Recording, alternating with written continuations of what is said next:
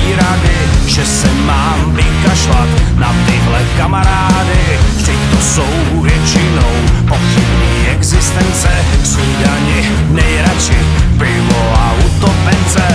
Možná vám to přijde zvláštní, ale já mám to, co jsem chtěl. A věci, co nemám, mi nechybí.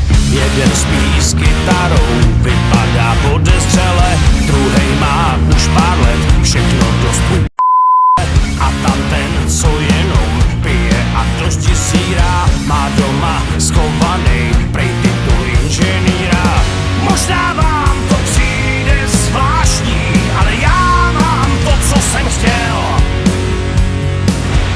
A věci, co nemám, mi nechybí. Dneska to dotáhnem k ránu a zítra půjdem dřív spát. Každej má ty svoje slabý místa, tak pojď si na něco hrát.